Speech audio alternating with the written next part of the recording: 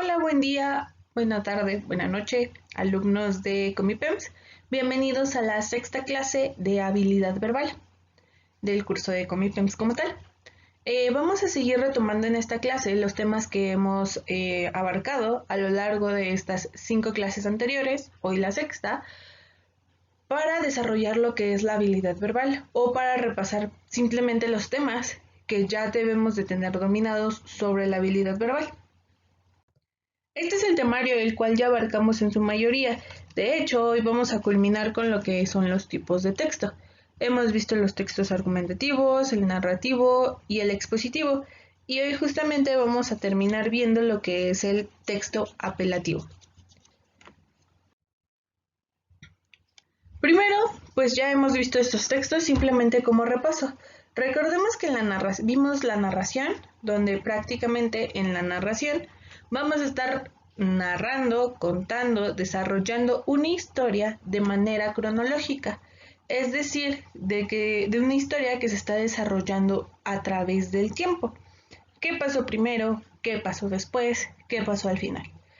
Recordemos que en este tipo de textos lo que va a predominar más dentro de las palabras que se utilicen son justamente los verbos. Es lo que más vamos a estar utilizando. Por otro lado, en los textos expositivos, recordemos, en los textos expositivos prácticamente estamos brindando información a las personas. Una información que ellos puede que desconozcan o conozcan parcialmente y que justamente no va a influir o no tiene por qué influir en sus opiniones, en su forma de pensar, sino que simplemente estamos dando información, los estamos informando, les estamos hablando sobre un tipo de enfermedad, les estamos hablando sobre un tratamiento, les estamos hablando sobre cualquier cosa que ellos desconocen y que justamente ese es el fin, informar, dar a conocer información sobre un tema. Por otro lado, también vimos el texto argumentativo, que era prácticamente eh, convencer a un público o a un interlocutor sobre algo de lo que yo estoy pensando. Es prácticamente un texto expositivo, pero combinado con argumentos y con la diferencia de que aquí la función no es simplemente informar, sino aquí en el texto argumentativo lo que estamos buscando hacer es convencer a la otra persona de que piense como yo, de que crea que lo que yo le estoy diciendo es correcto, está bien y que lo debe hacer de esa manera, por tal razón. Entonces, estos son los temas que hemos visto: narración, contar simplemente una historia; exposición, simplemente exponer un tema, informar; y el argumentativo, convencer a una persona de mi punto de vista. Son los temas que hasta aquí hemos visto. Ahora vamos a ver el último tipo de texto, que es el apelativo, que va a ser la última parte de nuestra exposición, nuestra clase de tipos de texto. Ahora, lo primero que tenemos que aprender de un texto apelativo es para qué sirve. Pues un texto apelativo nos va a servir para convencer al interlocutor y moverlo. Es decir, pues lo vamos a mover a que realice una acción que el emisor del mensaje está esperando que la otra persona haga. Tiene como tal una función apelativa, que es justamente hacer algo, mover a la persona que está recibiendo el mensaje. De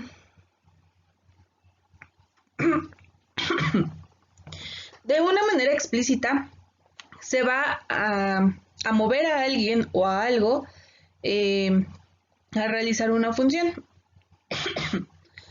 Ejemplos de estos tipos de texto, por si no nos siguen sin sonarnos de qué es, son prácticamente los avisos que vemos pegados en las paredes, en las calles, en la televisión, los anuncios también, los discursos políticos, las circulares y las cartas.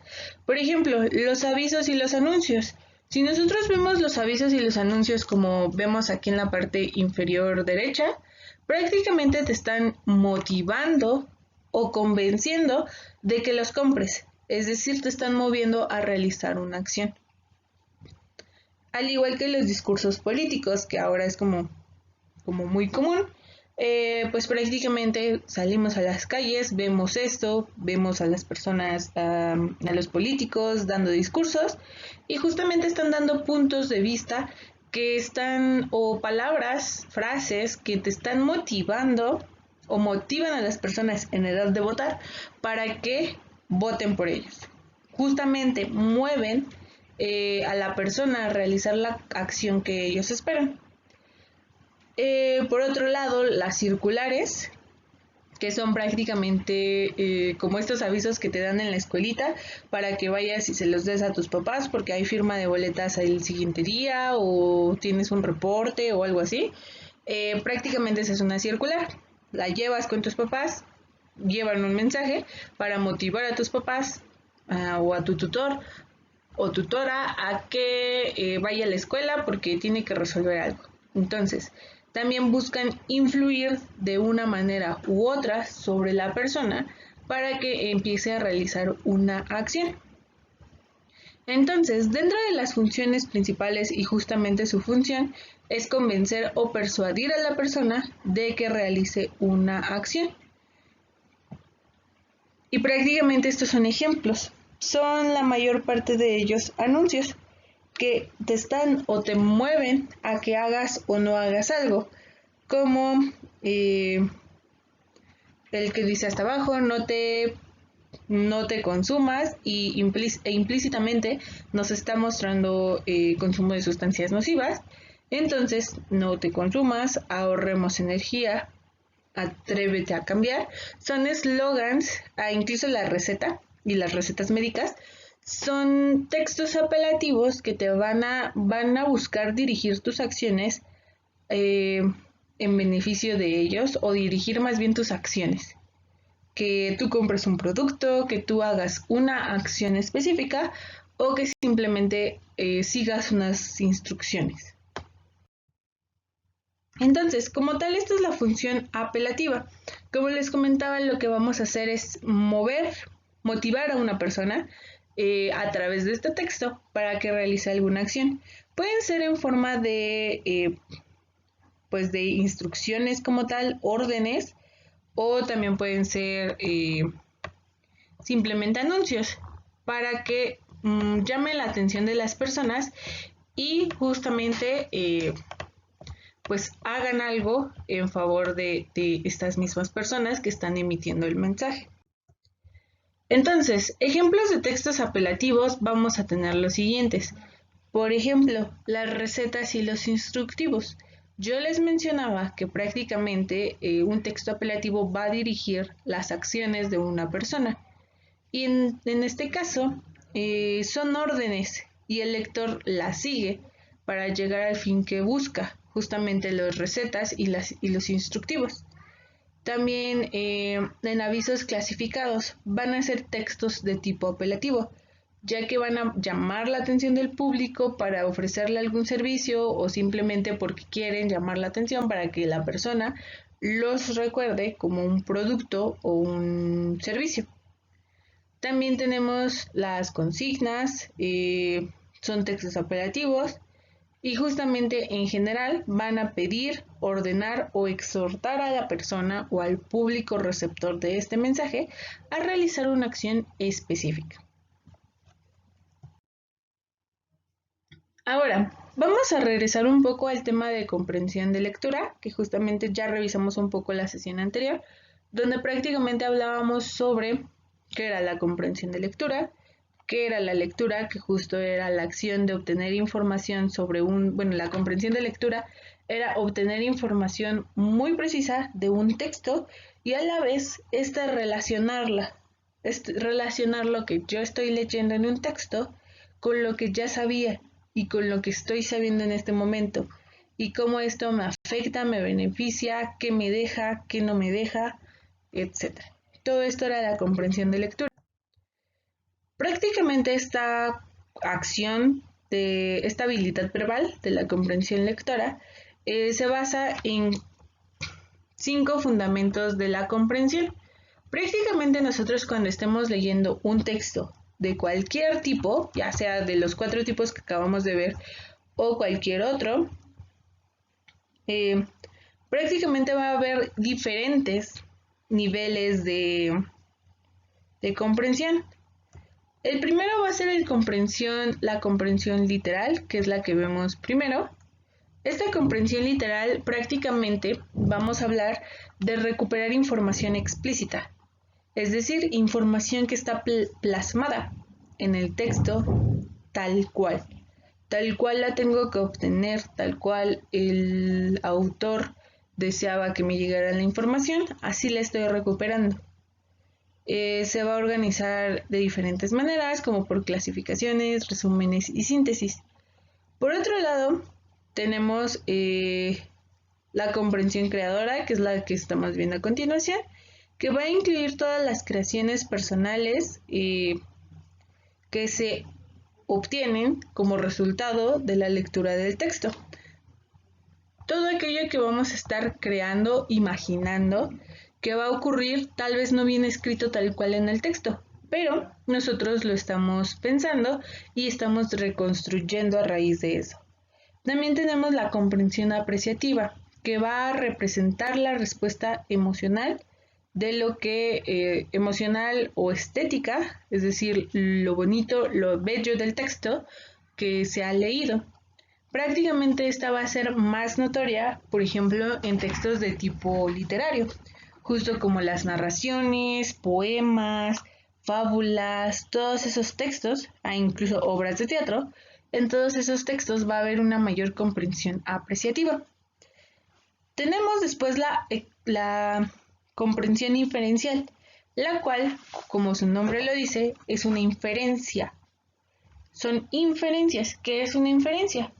Una inferencia va a ser un conjunto de frases, por ejemplo, o de ideas más bien, de ideas que si nosotros plasmamos en un texto, esas ideas nos van a ir guiando a una idea final que va a ser nuestra base de nuestro texto. Como pues utilizando prácticamente datos explícitos en el texto, se van a hacer inferencias basadas en experiencias personales y en la simple lógica de decir qué puede pasar o qué pasará. Si, por ejemplo, tenemos que Pedro compró pan blanco, compró jamón, compró queso y mayonesa, ¿qué podemos inferir de eso? Que se va a hacer un sándwich, que a lo mejor va a ir de picnic. Podemos inferir muchas cosas con base en nuestras experiencias personales, porque nosotros sabemos que esos ingredientes se utilizan para tal o cual acción o actividad, por eso lo relacionamos de dicha manera.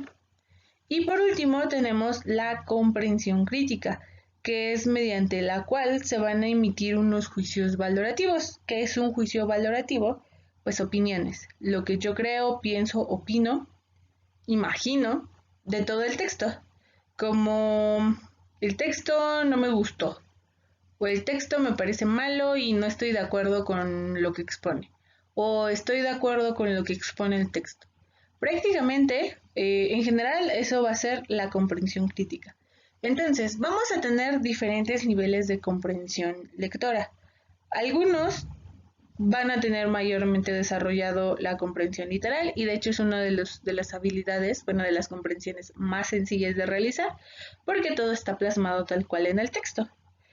La comprensión inferencial, crítica, apreciativa y creadora son un poco más complejas de desarrollar, pero no imposibles. Entonces, incluso hay personas que no tenemos estas habilidades o no las teníamos completamente desarrolladas, ni siquiera la comprensión literal. Entonces, como son habilidad verbal, son acciones y actividades que tenemos que estar repitiendo constantemente, practicándolas. ¿Para qué? Para ir mejorando poco a poco en estos aspectos, mejorar nuestra comprensión lectora en cada una de estas. Y bueno, Dentro de lo que tenemos que realizar en esta información, bueno, en esta comprensión de textos, vamos a tener diferentes fases por las cuales debemos de atravesar o diferentes puntos que tenemos que cumplir.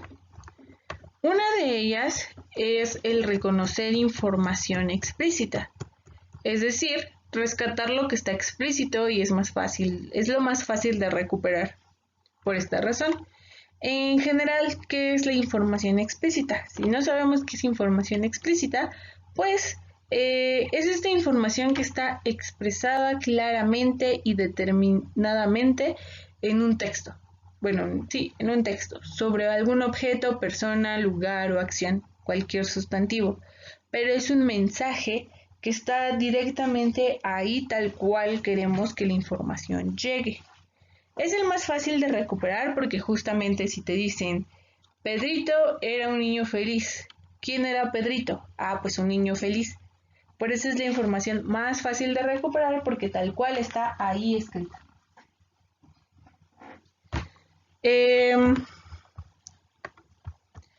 Como tal, de este tipo de información, vamos a detectarla muy fácilmente o de manera inmediata, los datos explícitos, que va a ser esta información muy precisa.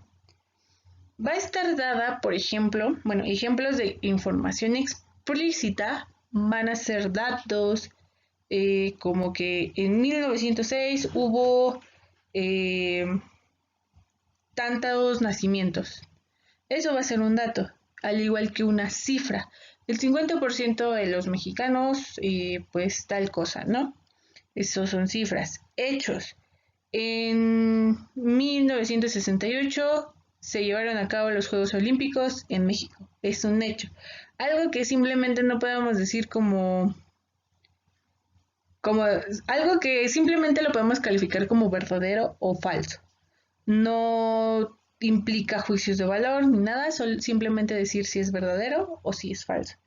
Así también como los nombres propios, quién es el personaje principal, quién era su amigo, quién era su enemigo, esos son nombres propios. Conceptos clave, la información más importante o que vemos más importante a lo largo del texto y justamente el género discursivo, de qué manera está siendo redactado el texto. Es una noticia, es un reporte, es una obra de teatro, etc. Vamos con esta información explícita. Es una de las más fáciles de obtener esta información, ya que la guardamos en nuestra memoria inmediata. Y después de que leamos rápidamente el texto, va a ser lo primero o de lo poco que vamos a recordar de esa primera lectura. Va a incluir dentro de esta información explícita, generalmente, las preguntas como quién, cuándo, cuántos y cómo. Son 4 preguntas que nos sirven muchísimo para entender el texto de manera inicial. ¿Quién, cuándo, cuántos y cómo? ¿Quién hizo eso? ¿Cuándo lo hizo? ¿Cuántos lo hicieron? ¿O cómo lo hicieron? Es esta información explícita que vamos a encontrar desarrollada en el texto completamente. Como el sujeto Pedro, no sé, Pedro es Salvador, no sé, el día 7 de enero llegó a su casa con 5 amigos más y prepararon huevos revueltos con jamón. Estamos cumpliendo con esta información. Tal vez dentro de estas oraciones que les acabo de mencionar o de esta breve historia, vamos a encontrar datos extra por ahí. Tal vez una frase en donde diga que fue y agarró un tenedor y agarró esto y agarró lo otro para que al final llegara a hacer los huevitos con jamón. Pero en ese caso hay que aprender a distinguir la información también relevante de la que pues sí nos complementa, pero realmente no es tan relevante para entender la historia. Si podemos recuperar información explícita, también debemos de poder recuperar información implícita, que es la parte un tanto opuesta de la explícita. Si la explícita era en general encontrar la información tal cual plasmada en el texto, como nosotros la quisiéramos recuperar después para una pregunta o una respuesta, entonces la información implícita o todo lo que sea implícito va a ser algo que no está expresado directamente ahí en el texto. Va a estar como guardado, escondido entre líneas o entre palabras. No está expresado. Va a ser esta información que va a sugerir otra información, pero no la va a dar tal cual. Es decir, nosotros inferimos a raíz de oraciones dadas qué nos está tratando de decir el texto, por qué nos está tratando de decir eso, cómo debo interpretar esa información y qué sería lo más probable que quiera que entienda de ese texto. Entonces, pues esta información implícita, que no está expresada como tal en el texto, van a ser ideas que el autor nos va a estar transmitiendo de forma indirecta, sino que, es decir, nos la va a estar sugiriendo. Nosotros vamos a tener que leerlas y entender como de, sí, entonces está diciendo esto, entonces yo creo que lo que realmente estaba haciendo era esta otra cosa. Como cuando nosotros decimos, hace mucho calor aquí. Lo que esperamos o lo que le queremos decir a las personas es, hace calor, tengo calor. Entonces, la persona debería ofrecerse a abrir la ventana. ¿Por qué? No le estoy dando la información directamente. Le estoy diciendo explícitamente, le estoy diciendo, le estoy preguntando, ¿hace mucho calor aquí? ¿No creen? Le estoy preguntando, no le estoy afirmando nada. Pero, por otro lado, lo que estoy tratando de decir es que yo tengo calor. Tengo calor. Y aunque la otra persona me diga, sí, hace poco, ¿quieres que abra la ventana, la puerta, etcétera? Tampoco se va a decir que expresamente yo dije algo sobre que tenía calor o no. ¿Ok? Otro ejemplo, como vamos al cine y que la otra persona diga, todavía no me pagan. La información implícita es que prácticamente esta persona todavía no tiene dinero o está diciendo que no puede ir porque no tiene dinero. Entonces está rechazando la invitación.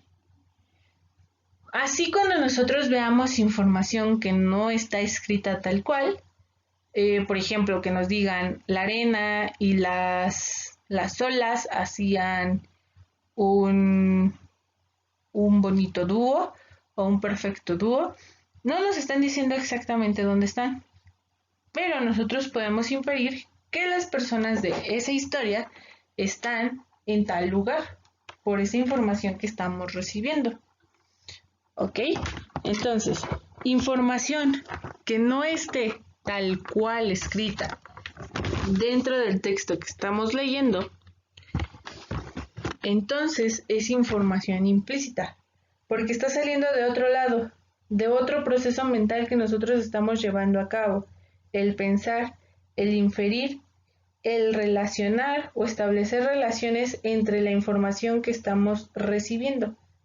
Pero no es información explícita porque no está tal cual escrito o dicho, plasmado en el texto. ¿Ok? Espero que hasta aquí vaya claro. Entonces, tenemos que aprender a distinguir entre esa información. Si nosotros encontramos tal cual la información en el texto, es explícita. Si no está escrita tal cual en el texto y nosotros pensamos que así debe de ser, entonces es información implícita. A veces esta información implícita es lo que nos dicen. Nos dicen como en el párrafo tal, ¿de qué manera está siendo utilizado el verbo caminar? y ahí nos ponemos a leer el texto, pero no entendemos, sabemos que el verbo caminar se refiere a caminar, pero no entendemos cómo lo están utilizando en esa frase. Entonces, esa es una información implícita. ¿Por qué? Porque el uso que le están dando a ese verbo es implícito, porque no es tal cual su redacción. También vamos a tener información que no diga, como el, el consumo de dicho medicamento debería ser prohibido. La persona no está diciendo, solo está diciendo que el medicamento debería ser prohibido, por ejemplo, por las autoridades sanitarias, por esto y por lo otro. Prácticamente de manera implícita está diciendo que él no está de acuerdo con que lo vendan, con que vendan ese medicamento. ¿Ok? Entonces esa también es información implícita, entre otras cosas. Tal cual no va a estar redactada en el texto, mientras que la explícita sí. Entonces hay que estar atentos a esa clase de información, porque puede formar parte de las preguntas de comprensión lectora, como de ¿qué entendiste del texto? Entonces, tal vez lo que yo entendí no está plasmado tal cual en el texto. Entonces hay que tener cuidado al respecto. Ahora, pasando al nivel inferencial, lo que vamos a tener es esto, la capacidad de inferir hechos y relacionar, más allá de lo que estamos leyendo, relacionarlo con experiencias, con agregando información que yo he vivido, que yo tengo, que yo he experimentado y relacionándolo con lo que acabo de leer. Vamos a establecer esa relación entre lo conocido y lo leído. Vamos a formular hipótesis, nuevas ideas y en general nos va a servir para elaborar conclusiones, que va a ser todo este proceso de inferir, relacionar toda la información para al final llegar a algo.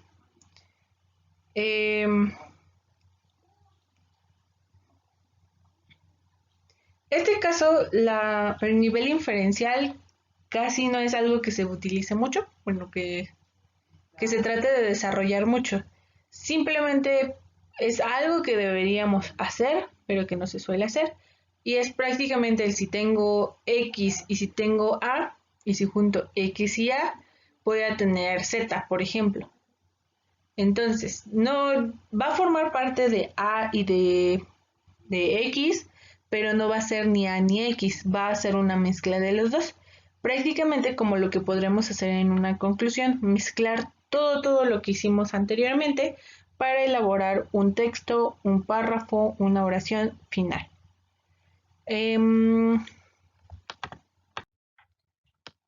Aquí vamos a desarrollar algunas operaciones a nivel inferencial que son estas. Primero tenemos el inferir detalles adicionales. Como yo les mencionaba, el inferir va a ser tratar de encontrar información que no está escrita ahí, sino encontrar esa información implícita a través de la información que estamos recibiendo. El inferir detalles adicionales va a incluir el inferir información que no está tal cual en el texto, pero que podría ser adicional, justo como su nombre lo dice, extra, para hacerlo más informativo, interesante y convincente. Cosas que vamos a plantearnos de ¿y por qué esto? ¿Y por qué lo otro? Como detalles adicionales. El inferir ideas principales son pues es prácticamente el establecer qué era lo que me quería decir el autor con todo este texto que acabo de leer. Por ejemplo, con las fábulas.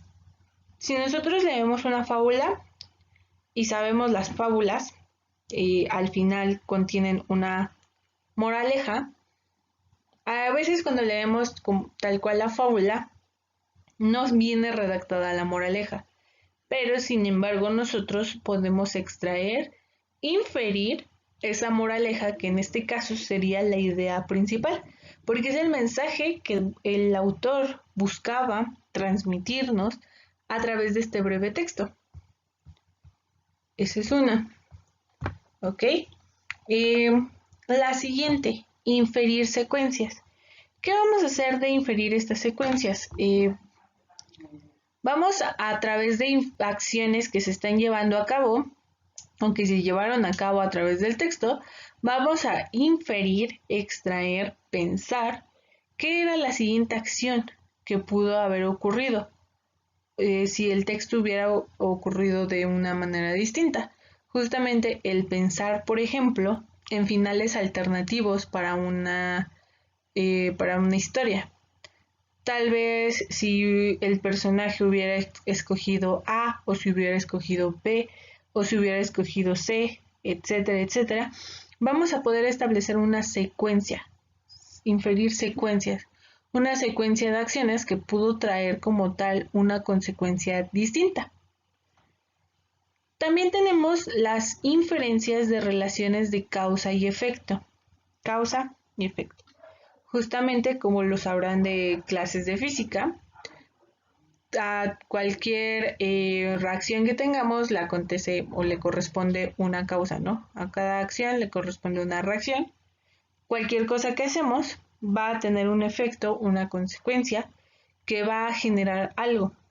Por ejemplo, vamos a establecer hipótesis sobre acciones que desarrollaron los personajes, perdón, sus relaciones entre el tiempo y el lugar, y también sobre las causas que tuvo la consecuencia, tal vez que el personaje principal muriera o resultara herido, tuvo como causa que alguno de los otros personajes tuvo una acción errónea o tomó una decisión incorrecta al respecto, y por eso aconteció tal cual el final o lo que ahora estamos observando. Justamente, en este caso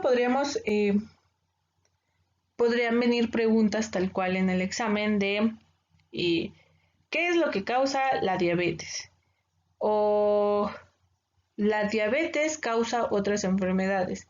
¿Cuáles serían estas? El efecto. Hay que relacionar de todo el texto que estamos leyendo si hay alguna relación de causa y efecto. O si no tomamos los medicamentos, ¿qué podría ocurrir? O si tengo fiebre, ¿qué significa? ¿Qué causó la fiebre? Tendríamos que en ese caso que ubicar la información que requerimos, la relación que requerimos en este caso causa y efecto, y posicionar la información que ya tenemos dada en si es una causa o si es un efecto y buscar la opuesta. Como les mencionaba, la diabetes es causada por, en ese caso la estaríamos colocando en el lugar del efecto y no de la causa. ¿Por qué? Porque es causada, es decir, es un efecto, una consecuencia de otra acción distinta. ¿Ok? Súper. También podemos, de este nivel inferencial, obtener información a través de la predicción de acontecimientos, que es algo así como una inferencia de secuencias. ¿Qué pudo haber ocurrido? O en casos como que el final haya quedado abierto y no se sepa qué ocurrió, si la persona fue o no fue a la fiesta, o fue o no fue a la cita, prácticamente vamos a poder predecir acontecimientos, obtener información de esto y decir qué pudo haber ocurrido o qué ocurrió más bien, de acuerdo a lo que nosotros pensaríamos a través de toda la información que nos fue dada alrededor, a lo largo más bien de todo el texto. Prácticamente en eso nos estaríamos basando. Y por último, interpretar un lenguaje figurativo. No siempre, bueno, en textos como poéticos, literarios, vamos a tener este lenguaje figurativo.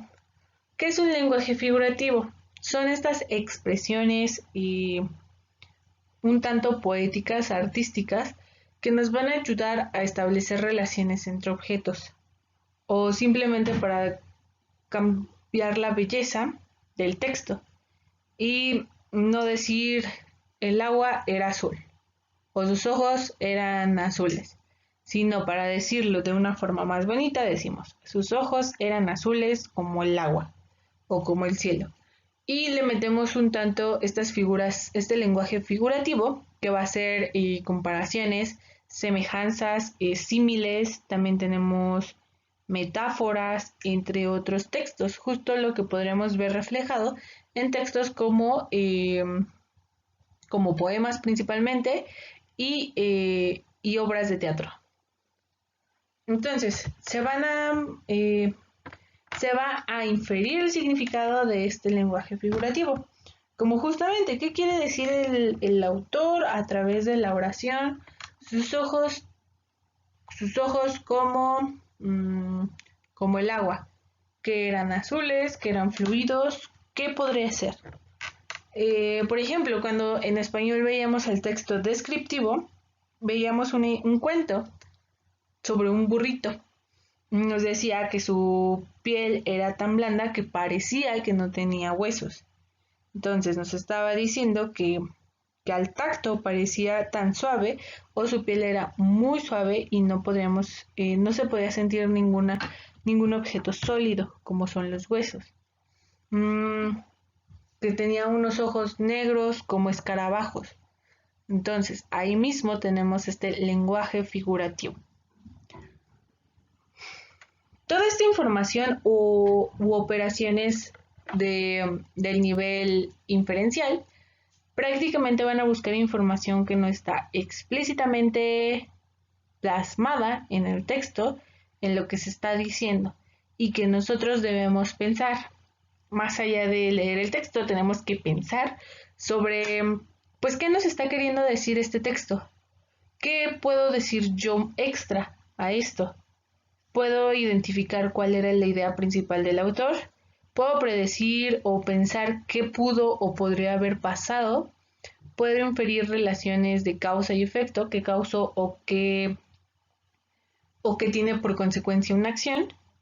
¿Podemos predecir qué pudo haber pasado o podría haber ocurrido después? ¿O interpretar lo que en ese bonito texto con 20 palabras, a lo mejor solo me está diciendo una frase con 3, sujeto, verbo y predicado?